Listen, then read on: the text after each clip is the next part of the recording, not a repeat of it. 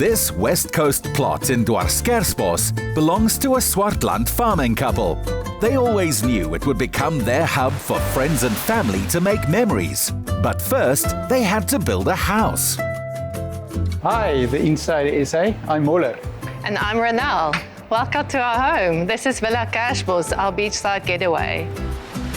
This is the reason why we bought a plot here, and also because it's an hour's drive from our farm in Mariesburg, so an easy weekend getaway for the family. We love the tranquility, the quietness, this ocean on our doorstep. As a girl from Pretoria, I didn't know the West Coast at all. We were still engaged. You decided to bring me here for a weekend, and we just started driving up from Paternoster all the way to Elandsbaai, and we passed this area and there was nothing here, and we were intrigued. We came to view the plots. We found this special one. We signed right there on the bonnet of the car. So with our friend and architect Charles, he made our dream come a reality.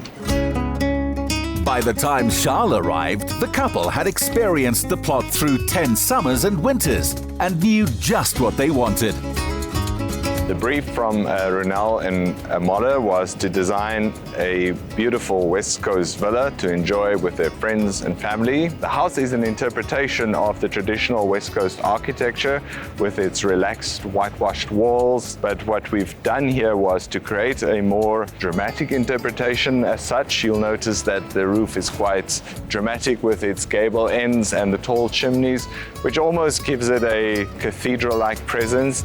From the main courtyard, you enter the house from the main entrance over there that connects beautifully right through the dining room, right through the outside patio to the ocean. The lounge, dining room and kitchen forms a series of easy flowing interlinking spaces. The use of materials in the house is very carefully selected also to speak to the simplicity of the architectural style of the West Coast. Cement screed floors, simple washed walls, exposed timber, raw brickwork. It is generally a simple palette of materials that creates a relaxed and uncomplicated look and feel. Ronelle's mom started an interior design business in Plettenberg Bay, and her daughter has inherited that flair for decor.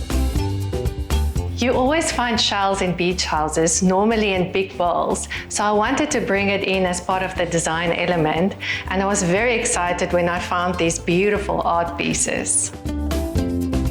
So the kitchen is very simple, open plan with a beautiful view towards the beach. This is framed wallpaper. Firstly, we wanted to do proper wallpaper, but in the end decided to frame it. But also it just ties in with Valdrift, the area and the story, because the Berg River mouths here close by, and you find hundreds, sometimes thousands of flamingos in the Berg River. We chose this beautiful kitchen light because it was made of a natural grass, and we actually used that right through the house. You'll see there's a plant in a grass basket, and there's more grass baskets with some shells around it. And it's actually one of my interior design tips is to use a lot of natural elements with texture to get that barefoot luxury feel. This main bedroom is my favorite room in the whole house. This open plan bathroom was never part of the plan, but it just worked out like that, and now it's really nice to have it like this. So this little cubicle was a design mistake. We discovered that we couldn't open a door, and in the end added the sliding door, and now it's our toilet, and it's one of the most beautiful design elements in this room. We discovered this beautiful piece of linen with this nature theme on it that really connects the nature back into the house. I love these beautiful hanging lamps, and these stamps are actually blue gum from our farm. I'm not a big fan of curtains, so we decided to add these wooden slats, and it's very practical with the stacking doors, so it provides a lot of privacy, especially because we're so close to the beach and we have a boardwalk going next to the house. For the couple's 2 teenage sons, it's been quite a childhood between life on the farm and weekends at the beach house. This upstairs area is the kids zone. We call it the pajama lounge. They can watch TV, and this is their own private space. discovered this beautiful Moroccan carpet in Cape Town and decided to use it as art. This extra thick trusses is quite a statement. I grew up on a sawmill and really wanted the wood to be quite dramatic, and I think we achieved something really nice here. This is my second favorite bedroom in the house. Very subtly, we brought nature in with the scatter cushions, and this space allowed us to bring in a little small sitting room. And look at this, rocking chair. Just imagine yourself having coffee here in the morning with a beautiful view of the Atlantic Ocean.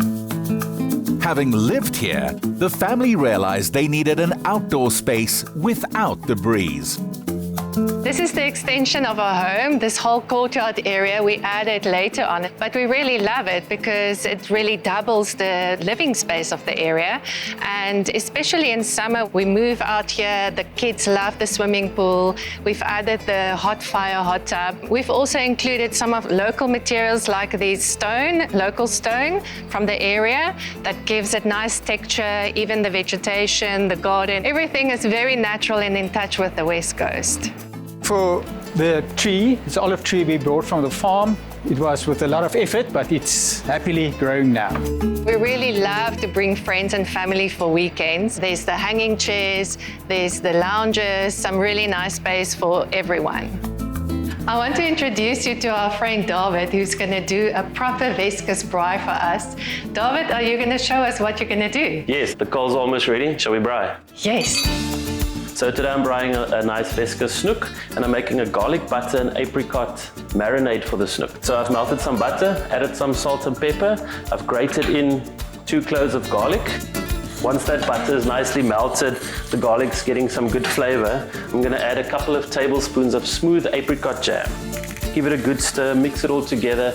We're going to marinate the fish, and when it's ready for the braai, and then once it's on the fire, we keep marinating it as it braais. You braai it for like 3 minutes on each side, and then it's ready. Invitations to lunch or to stay rarely get passed up, and the Mollers love nothing more than to share this gem.